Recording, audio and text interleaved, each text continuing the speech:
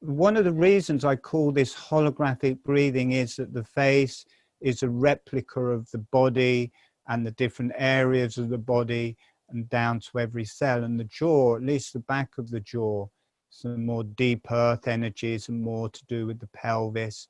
And you've got the chin, it's more the fire energies, towards the pubic bone and the ovaries, testes, this area. Also, if you look at the nasal passageways, this is a bit like a heart, and the roof of the mouth is a bit like a diaphragm. This is also the fire energies. You come forwards into the nose, and that's that yellow energies. We move into these, and these are like the lungs. It's like two lungs on top of the diaphragm with the heart in between. And then the eyes are more to do with the brain and the higher energies.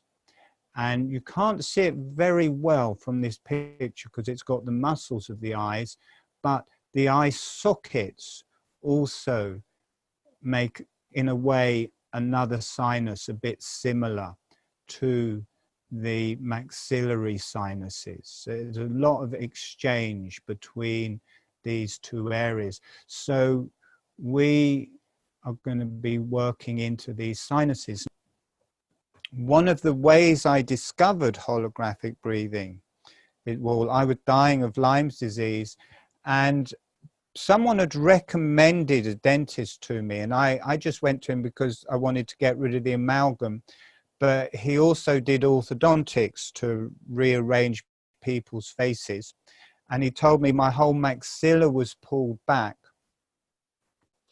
And that meant that the jaw was pulled back because the jaw is behind the upper teeth. And that was restricting the TMJs.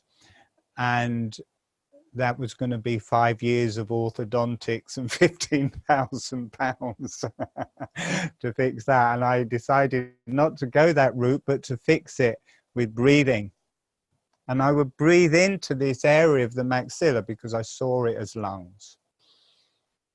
And a very interesting thing, I didn't have the movement of the jaw then, but I breathe into the maxilla as if it was breathing, just on its own. I had that facility. I taught Tai Chi for 20 years and breathing Qigong, so I was quite adept with taking the breath to different areas. So I breathed that area. And instantly, as I described before, it would activate the cranial fluid. And the whole brain and cranium and cranial fluid would start releasing toxins. And I was dying of Lyme's disease, which attacks, or in me, attacked the brain and the neural system. So it's a big, big relief to feel that releasing. And I was seeing a cranial lady, and I said, look, I'll do this breathing and you tell me what's happening. It wasn't the holographic breathing yet. And I would start doing it, and she would say, oh, you've gone into what's called a still point. You've gone into a still point, and all of your cranial fluid is potentizing and releasing different traumas and things from your brain. And I'd stop breathing like that, and she said, oh, it's stopped, you've come out of the still point. So I could straight away see it was activating through the whole cranium and through the whole brain. And this coincided with a lot of things. I'd kind of had a Kundalini rising that had gone on for about 2 months, and I was just coming to the end of that. And luckily at the time I thought, my God, I'm coming back to some kind of sanity. And I was just breathing really lightly one night with this breath through the sinuses, and it was energizing the brain, but it wasn't really releasing. It just built and built. And I thought, oh, how do I get around this? I just did it lighter and lighter for about half an hour. And at a certain point, all of that energy in my brain just popped. You could hear it like a light bulb going off. And there's a big flash of light, and this energy came down. And all of this energy that had been building in my brain released through the face, down through the teeth. It felt as if my teeth were coming out of my sockets because it had built up for half an hour. And all of that energy came down into the jaw. And as soon as it lit up the jaw energetically, the movement of the mouth started. It pulled my tongue up onto the roof of the mouth, pulled the lips closed. On the in-breath, the jaw gently opened. On the out-breath, the jaw gently closed. And the holographic breathing just started. That facility of the movement in the jaw just started. And I was like, wow, this feels amazing. What's happened? And I carried on doing that movement, that breathing.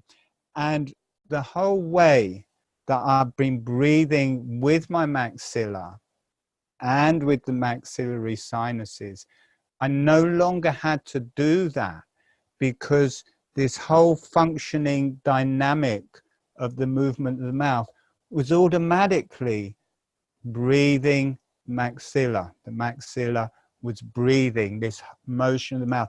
And I watched this motion just travel through my whole body, and everything started breathing. And it gave me this access to this light coming through and a connection to the earth. So in a way, what we're working with today was fundamental in holographic breathing started. And one of the other reasons it came through so strongly is that the whole central part of the face is more to do with the emotional body and the chest and the feelings of that area. The jaw is more to do with the horror. So it built up more in the emotional body and in the emotional body of the brain. And it kept building until it got stuck. And that lightning coming through was that energy just grounding to earth. It built up and built up, and then it released to earth, which is the jaw. So it was a function of that energy grounding itself. And as it did, it started that cellular motion that I think is intrinsic in everybody.